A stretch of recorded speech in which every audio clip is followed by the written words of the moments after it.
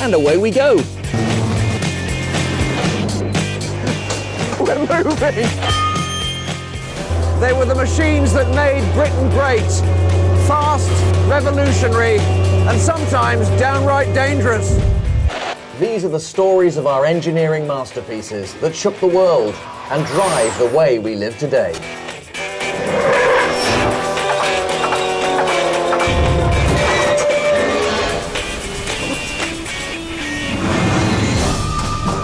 This is a decade of great leaps in technology, an era of new wonders. The evolution of engines, electricity and communications changed people's lives and produced landmark historic triumphs. But overshadowing it all was tragedy. Back in the 1910s, the combination of new machines and human incompetence all too often led to disaster. The Titanic, the largest ship the world had ever seen, sunk. Efficient new weapons. 16 million dead. But at the start of the First World War, there was still hope. Don't worry, they said. It will all be over by Christmas.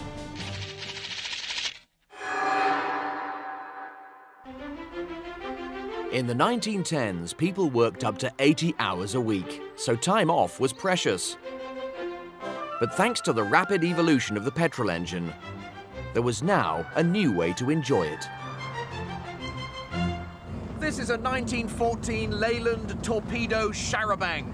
The word char-a-banc comes from the French char-à-banc, which means carriage with wooden benches. Fabulous. Based on earlier horse-drawn vehicles, this machine was the forerunner of the coach, the booze cruise, even low-cost airliners. What makes this vehicle so great is its size. In the days of the horse, a large carriage could maybe carry 12 people. This carried 32. All thanks to huge increases in the power of petrol engines.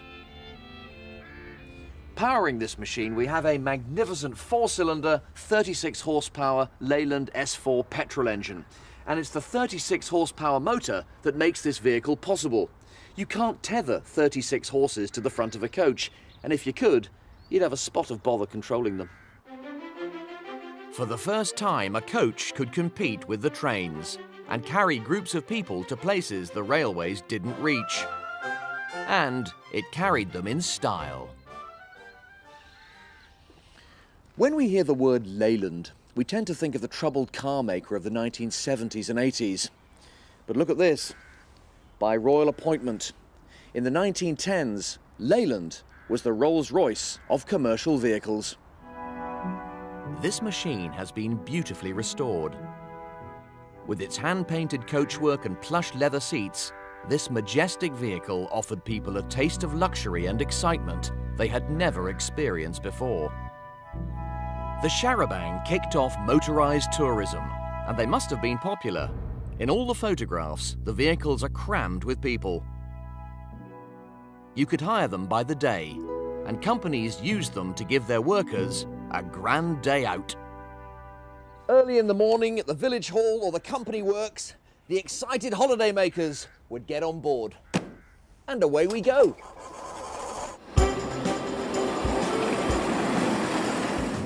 For many workers, this would have been their first experience of a holiday.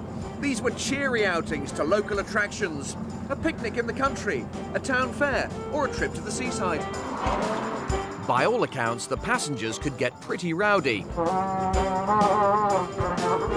Some char-a-bancs were like travelling pubs with their own barrels of beer at the back. Cheers.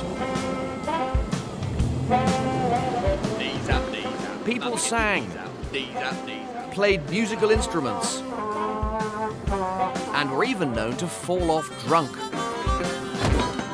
The char-a-banc often left a trail of chaos in its wake. So with a large vehicle to control and a bunch of noisy, high-spirited holidaygoers in the back, it made for a tricky drive. Just like a coach driver nowadays, eh?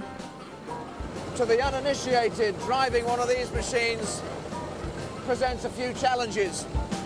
Not least, trying to apply the brakes. You have this lever here, which acts only on the back wheels. But instead of pulling it the conventional way, it's slightly unconventional. You've got to push it away from you. In severe cases, you would use the foot brake, which acts on the gearbox. If you're on a very steep hill with a very heavy load, you've got a water tank over there where you can drip water onto that brake of the gearbox to keep it cool. Once at their destination, the tourists would indulge in the pleasures of the time, swimming in the daring new bathing dresses, having their photos snapped, watching vaudeville shows, and of course, plenty more drinking. Fortunately, when the time came to go home, the driver had a not too subtle way to get the passengers out of the pub. The old bulb horn wasn't any good, far too quiet, so some charabancs were fitted with what's known as an exhaust whistle. If I pull this ring here, it opens a valve on the cylinder head and the rising piston pushes the gases out.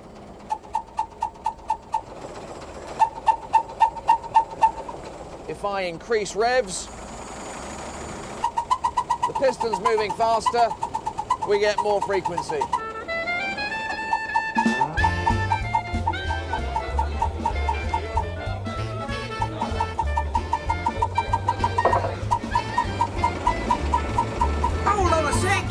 Hold on a sec! Wait! Wait! A great British machine that brought joy to a generation. The 1910s was a decade of new wonders. Electric light advertising appeared for the first time in London. Music halls gave way to cinema, creating the world's first international star, Charlie Chaplin. It was an age of heroes. Daring young men took to the skies in fragile machines held together by canvas and wire. Ernest Shackleton explored Antarctica. Captain Scott made it to the South Pole. And back home, thanks to new technology, thousands of ordinary people were embracing the spirit of adventure. Is it a car? Is it a bike? This is in fact a cycle car. This has to be one of the smallest cars I've ever driven. In fact, it's barely a car because it only has 3 wheels. It may be small, but this ingenious British vehicle changed motoring forever. Before the cycle car, the few cars on the roads were mainly large limousines, built for the wealthy and driven by their chauffeurs. In the early 1900s, or so the story goes, the finance people at Daimler estimated that the worldwide demand for cars would never reach more than 1 million, ever. The limiting factor, they declared, was that you would never be able to recruit 1 million chauffeurs. The arrival of cycle cars blew those calculations away. They were cheaper, more popular, and arguably more revolutionary even than Henry Ford's mass-produced Model T. Dozens of small manufacturers began to attach motorcycle engines to home-built frames. One of them was based here, in Malvern. Today, we think of Morgans as elegant, expensive, and traditional. But in the early days, under the leadership of Harry Morgan, they were radical innovators. Morgan didn't see why ordinary folk should be limited to where the charabancs and trains could take them. So he set out to design and build a car for the people, to go wherever they wanted, whenever they wanted. At his factory in Malvern, he and his team came up with their 3-wheeled revolution. And in 1911, he launched the aptly named Runabout.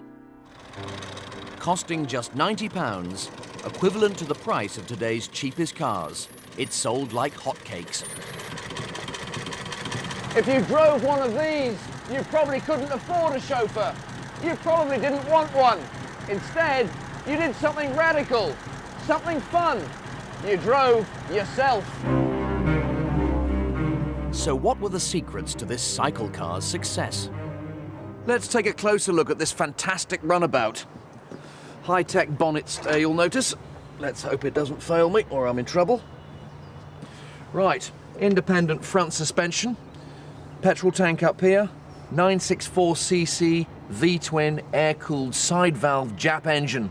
No leaky radiator to worry about here. Now this unit powered the vehicle via the prop shaft and a 2-speed chain transmission. Nice and simple, which of course keeps maintenance costs down. But best of all, you got a proper steering wheel and room for a passenger, just. And all this for less than 90 quid.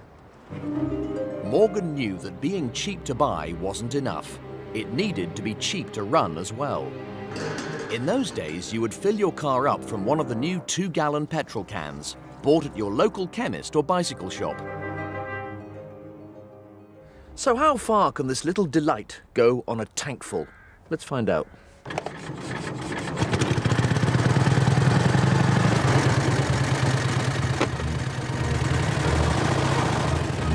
Chris Booth, the owner, is coming along to make sure I don't wreck what is now an extremely valuable original. Ah, yes! Despite its small engine, and because it's so light, this really is a very nifty vehicle. It can cruise comfortably at 30 to 35 miles an hour. Might not sound much, but back in those days, it was enough to scare the natives. In 1913, the official speed limit was an eye-watering 20 miles an hour. With its 3-gallon tank, driven sensibly, you could get about 150 miles between stops, which is just as well, because in the 1910s, there were no petrol stations. The cycle car craze swept the country. By 1914, it was reckoned that for every big, luxurious, chauffeur-driven car on the road, there were 100 smaller cars like the runabout. People raced them in speed trials, hill climbs, and long-distance reliability tests. There was even an international Grand Prix won by a Morgan three-wheeler. Britain's roads filled up with little runabouts, and for the first time in history, powerful machines moved out of the hands of experts and into the hands of the masses. Transforming Britain into a nation of motorists, and so was born the traffic jam.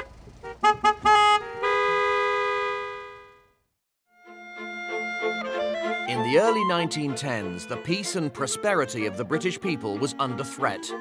The German Kaiser, Wilhelm II, was building up his army, and the shadow of war loomed over the country. Britain began pouring money into manufacturing arms. To make them, she needed steel.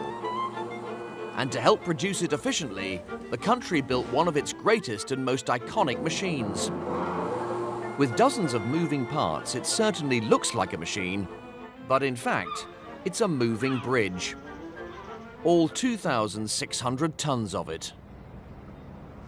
The Middlesbrough Transporter Bridge spans the River Tees, and it's not just your normal bridge. It's far more radical than that.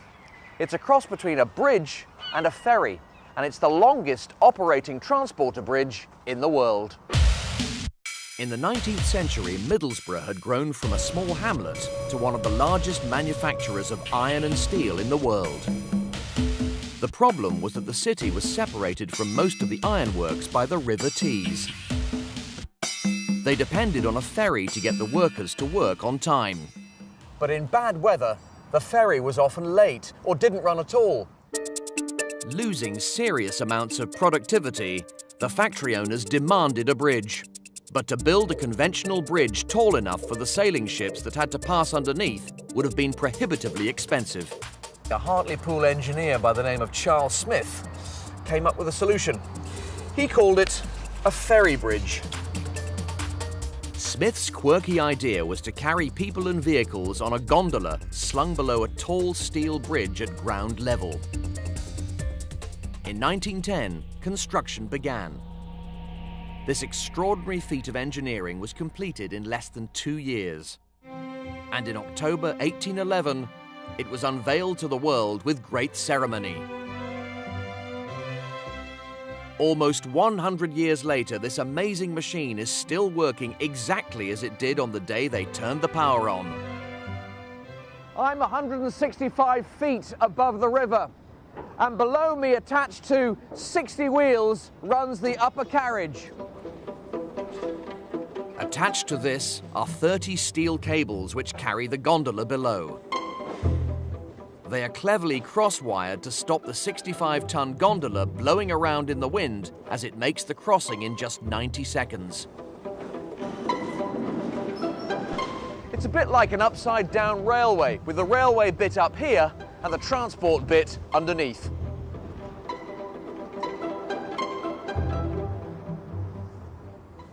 Back in 1911, when they'd finished building the bridge, they tested it by driving a steamroller onto the gondola. Let's see if it's still up to the job, shall we? This 1916 Aveling and Porter steamroller weighs 14 tons, and it's not easy to drive. Tricky steering, and you don't stop it with a brake, you have to put it into reverse. If I get this wrong, the gondola's barrier isn't going to stop me in this beautiful machine crashing into the T's. Concentrate! I said concentrate, Barry.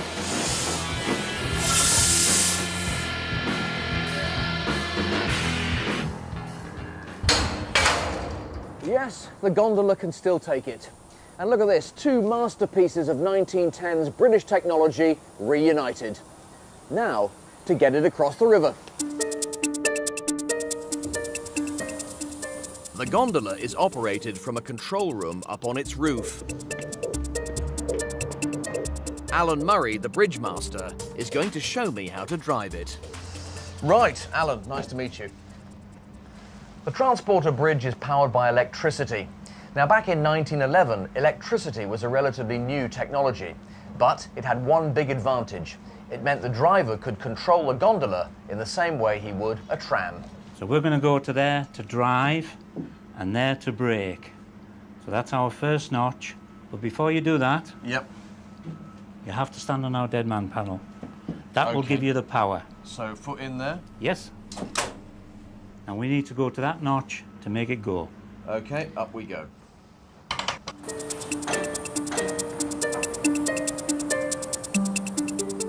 The lever control gives me 3 speeds in both directions. I can increase the speed. You can indeed, by just notching up. Like a tram, the electricity goes up through contacts to overhead wires strung across the bridge. The wires run to the engine house on the south side of the river.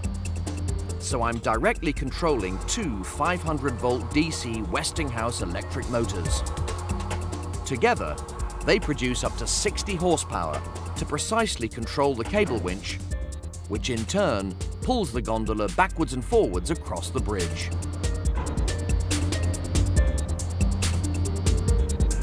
All the motors, controls, and even the switchboard are original.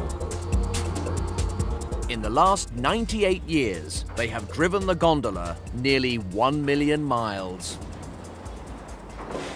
And when we come in to dock, you've got to watch for our state-of-the-art docking mechanism. Right. Come off power, and then you go in.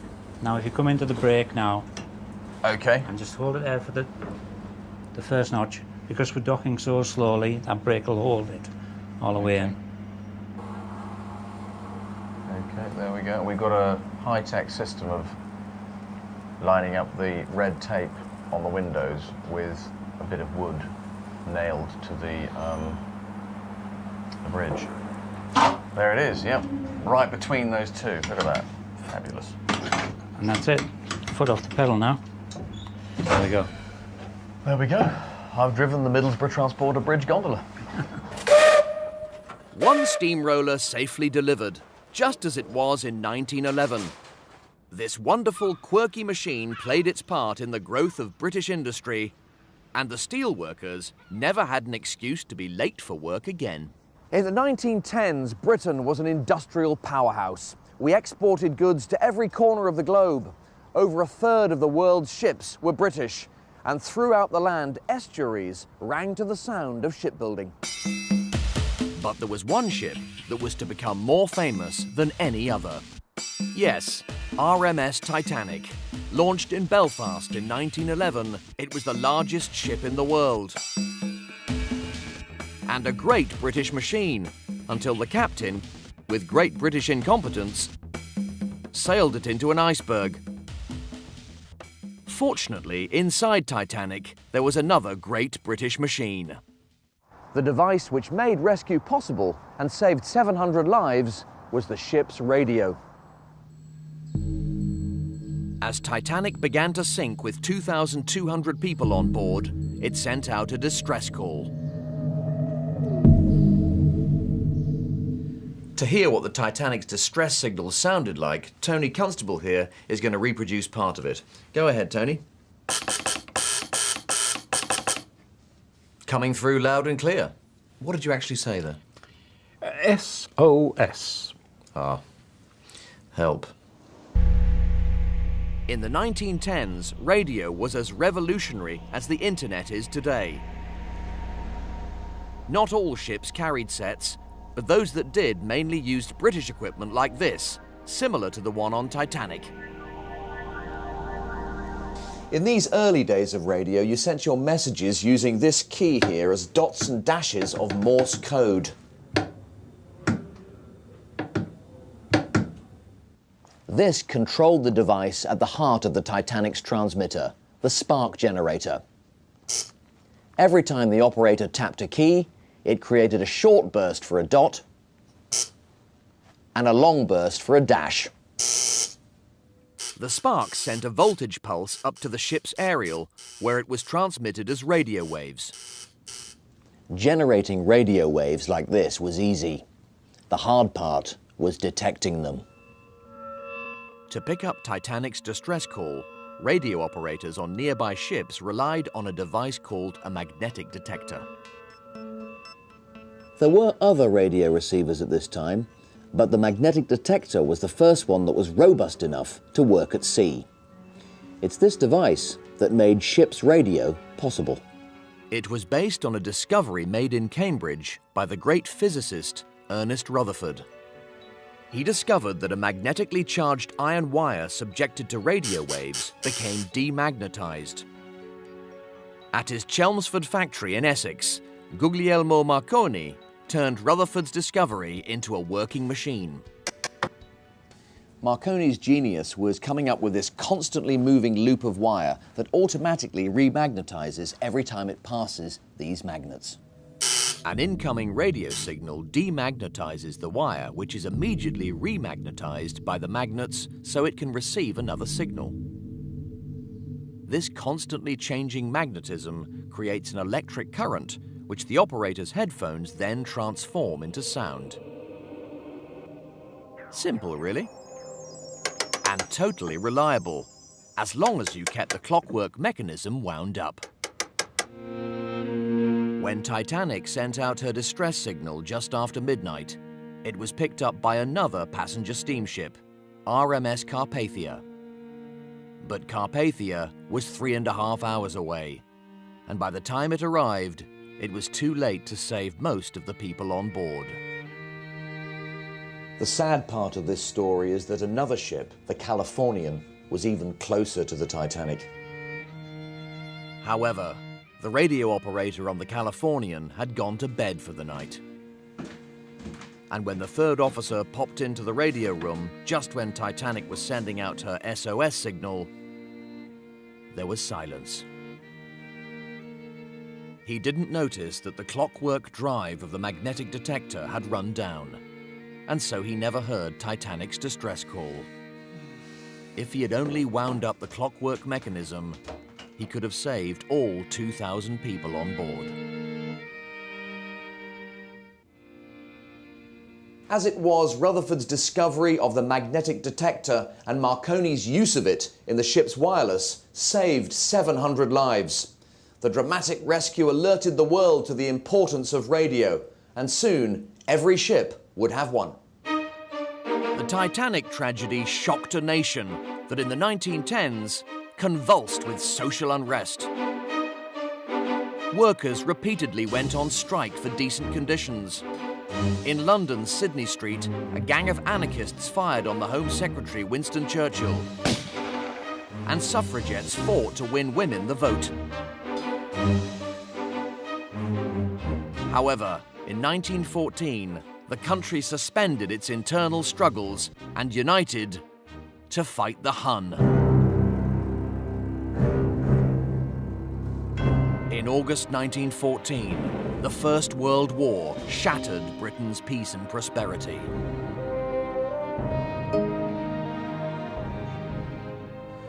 At first, people remained optimistic. Don't worry, they said, it will all be over by Christmas. It wasn't. By Christmas, the British Army were bogged down in the trenches. The Allies had stopped the German advance, but thanks to the ingenuity of new weapons, they now faced a deadly stalemate.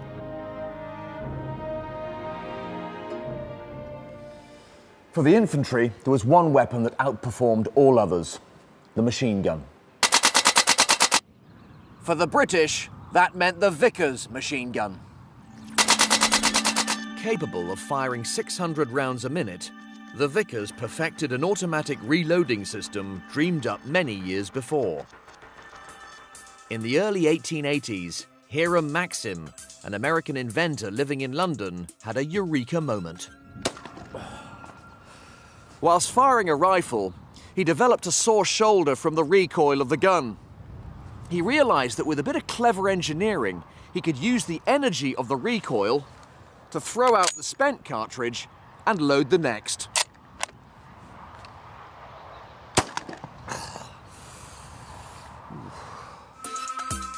The result was the world's first automatic machine gun, the Maxim gun.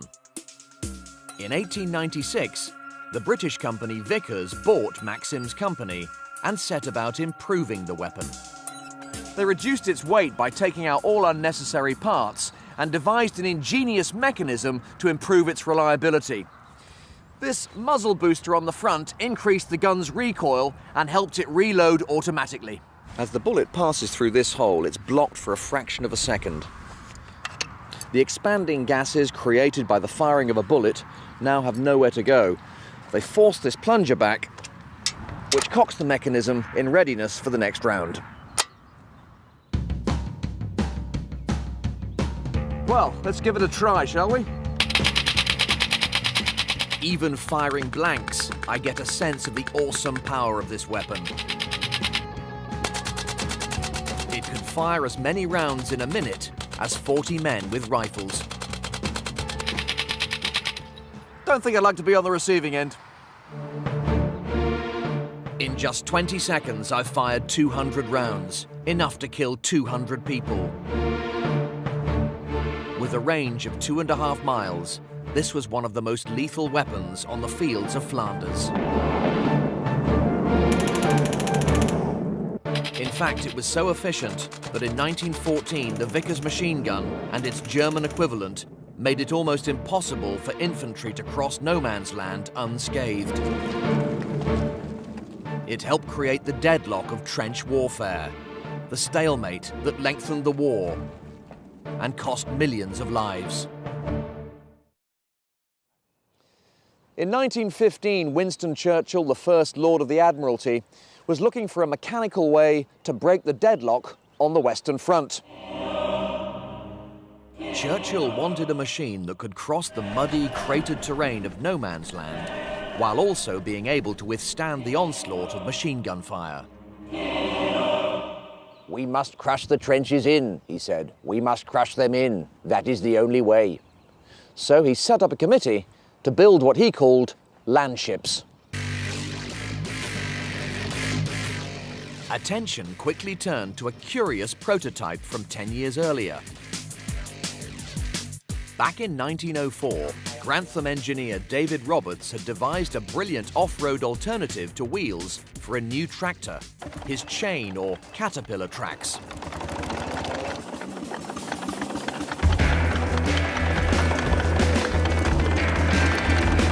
This is a 1/3 scale model of his steam-powered Hornsby chain track tractor.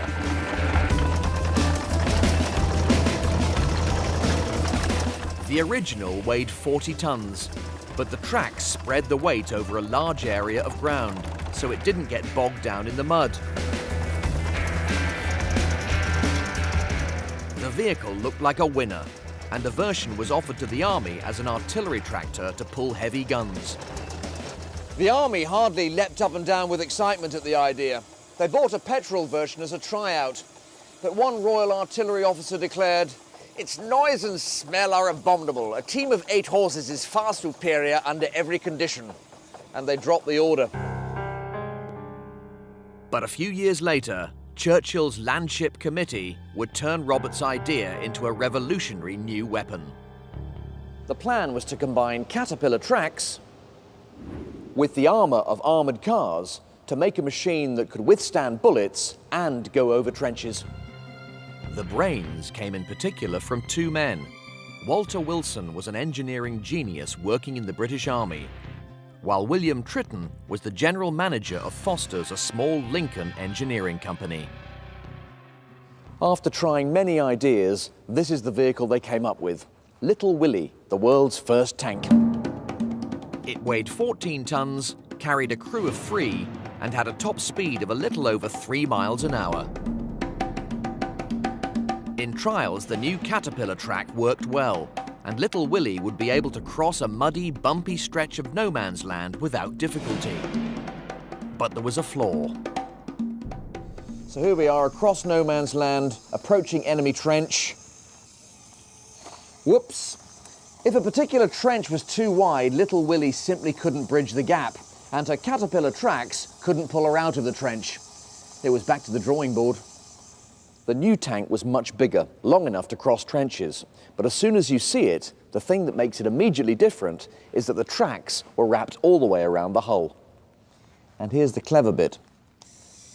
The rhomboid shape of the tank gives this shallow angle of track at the front, so as the tank dips into the trench, this shallow angle of track pulls the tank out of the trench, like so, no problem. And it really did work in practice. The design became the standard for the classic tanks of the First World War. Churchill had got his landship, and it evolved rapidly. This is the famous Mark IV version.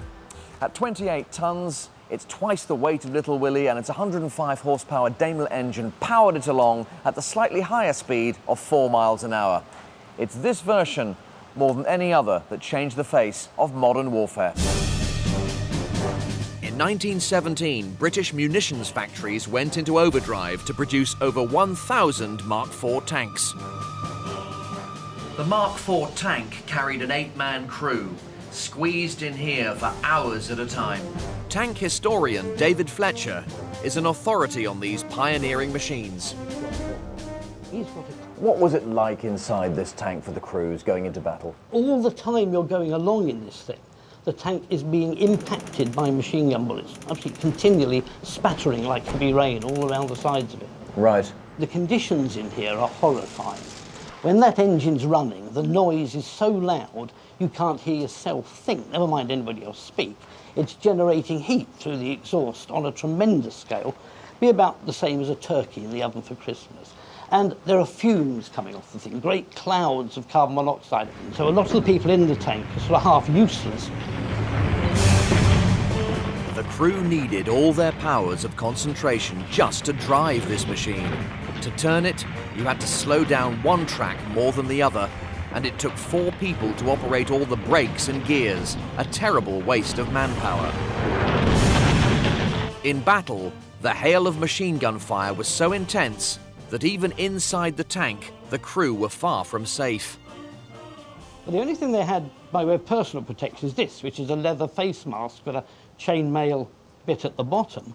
But these things were issued in order to protect the eyes and face from tiny droplets of lead which would come in through the cracks in the armour, or even bits of armour flaking off the inside when there was impact on the outside. Just try it on for size, have a quick look through, and you'll see the view is better than you'd think. Yeah, you can see more than you think you're going to see through those slits. But yeah, I suppose after a while, once you perspire, they just sort of slip down the front of the face. Just slides down your face, and then you can't see anything. In November 1917, the British deployed 476 Mark IV tanks at the Battle of Cambrai in France. They broke through the German lines, crossed 2 sets of trenches, and advanced 3 miles into enemy territory. It was a great breakthrough. When news reached Britain, the church bells rang in celebration. But by 1918, the Mark IV tank was last year's model. This is the Mark V, and behind its boiler-plated exterior, it's a whole new beast. A 4-speed manual gearbox and a hand-operated brake for each track meant that this was the first tank that could be driven by one person, which freed up the rest of the crew to fight the enemy. And at the heart of this machine, created by brilliant young engineer Harry Ricardo, is the first engine designed specifically for tanks, and it's a monster. This 19-litre, 6-cylinder, 4-stroke powerhouse delivers 150 horsepower to the twin tracks. But for me, the best thing about this fantastic 90-year-old engine is that it still runs. And they've allowed me to start it up. So here we go. There's the starter motor solenoid.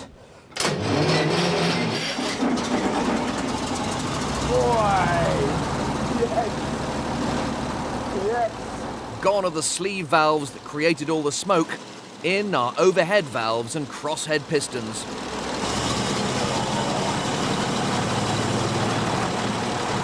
Sounds absolutely gorgeous, this engine.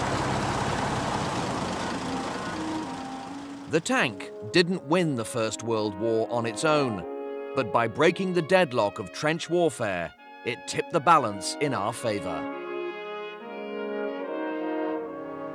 For the first time, we had a weapon that was technologically more advanced than anything the Germans had.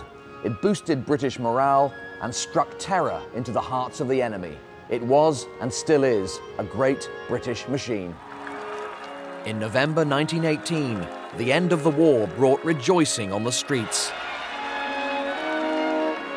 During the conflict, British engineers had pushed back the frontiers of technology and created a formidable array of new weapons and vehicles. Some of the most extraordinary advances were in the development of flight. And this decade of triumph and tragedy would end with a British aircraft making an heroic voyage that would transform air travel forever. The person who would make it happen was a young pilot called John Alcock. While flying for the British during the war, Alcock's aircraft crashed, and he found himself stuck in a prisoner of war camp. While he was there, he dreamed of achieving something extraordinary.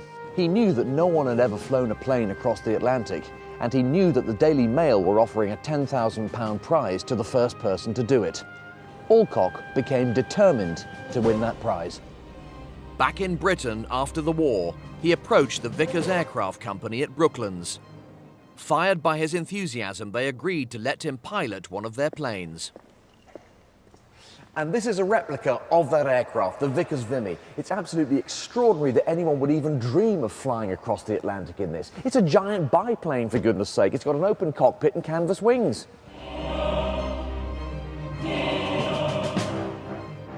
This is the world's largest flying biplane. It has a 70-foot wingspan and stands over 15 feet high.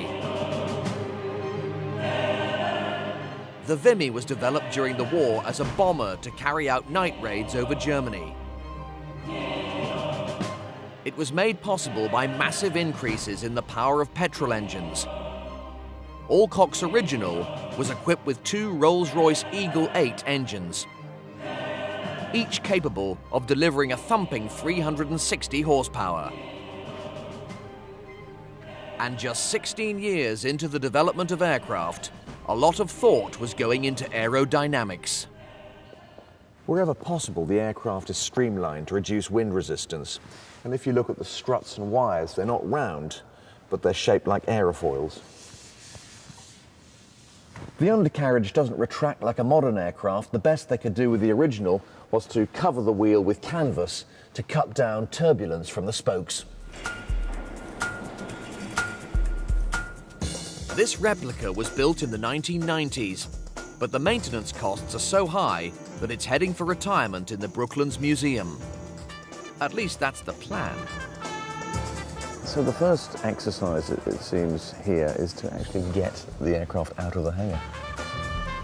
Today, it's due to make its last ever flight. There's a few experts here who are lending their wisdom to this initial task. What we really need is a giant pair of scissors to cut off those flaps there, and then it would come out easily. It's a bit of geometry and physics and coordinated team power. Okay, gently. We are only inches to spare this side, so any uncoordinated pull could cause a problem. This magnificent replica is historic in its own right. It has flown thousands of miles along the pioneering routes the original flew 90 years ago. The Vimy is released from the hangar.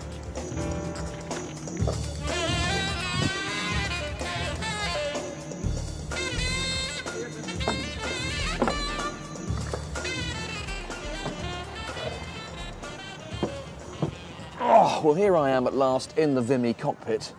And my first impressions are that you'd have to be very friendly with the person you're sitting next to.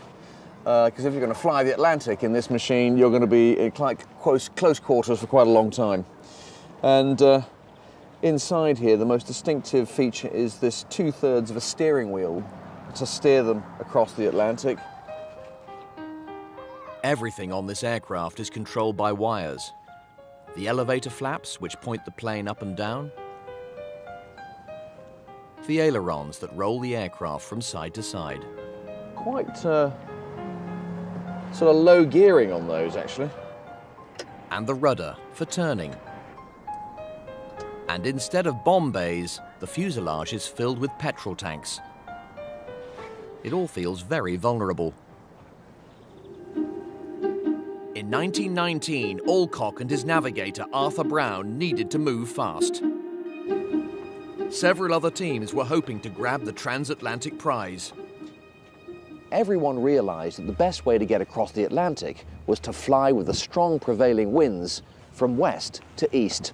So first, they had to take the aircraft to pieces and ship it to Newfoundland.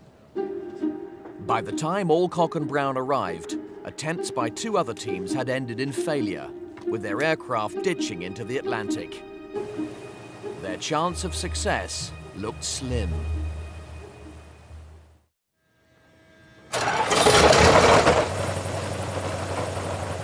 So here we are, all fueled up, all the preliminaries done. Nice weather to fly in. The Vimy is about to take off. Excellent, very exciting.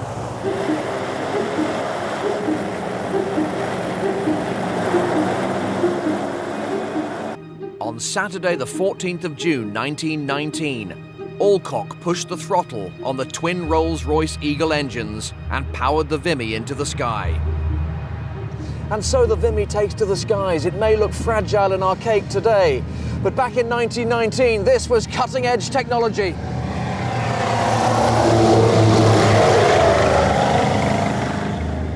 Laden with 865 gallons of fuel, sandwiches and beer, the plane only just lifted off the ground. Alcock turned the Vimy and headed out over the Atlantic for Europe, 1,890 miles away. In the open cockpit, the crew were exposed to the noise of the engines and the full force of the elements. Flying as high as 12,000 feet, they had to wear electrically heated suits to keep themselves warm. Early on, they lost radio contact. They hit fog and sleet, and for 4 hours the aircraft was covered with a sheet of ice.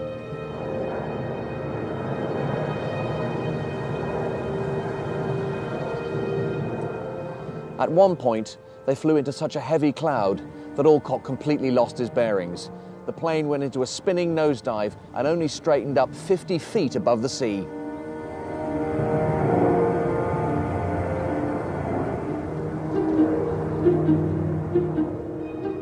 Brown said later, it appeared as if we could stretch downwards and almost touch the great whitecaps that crested the surface.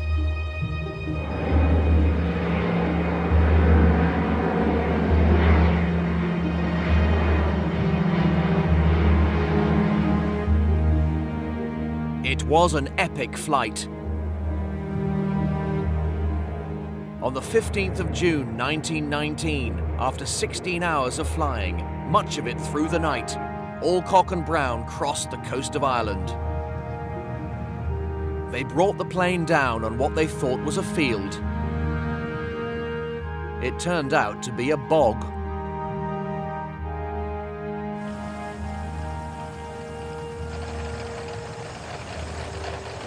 It wasn't the most elegant of landings, but they'd made it.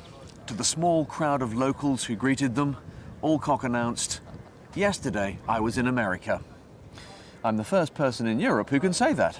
On June the 14th, 1919, man was Admiral of the Ocean Air. 5 days later, Winston Churchill presented Alcock and Brown with the £10,000 prize. They were the first people to fly non-stop across the Atlantic. The nation was ecstatic. On a triumphant tour of London, crowds mobbed the two heroes. But there was a third British hero, the Vimy, the aircraft that made it all possible. It would be 8 years before another aircraft crossed the Atlantic, and another 20 before the first commercial flight. But the Vickers Vimy had paved the way. The Vimy was the crowning achievement of a decade of triumph and tragedy. For the first time, large numbers of people got to handle powerful machines.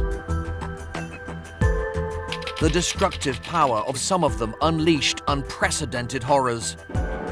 But in the hands of the people, the latest mechanical wonders also promised a world of new opportunities. The century of the machine was underway.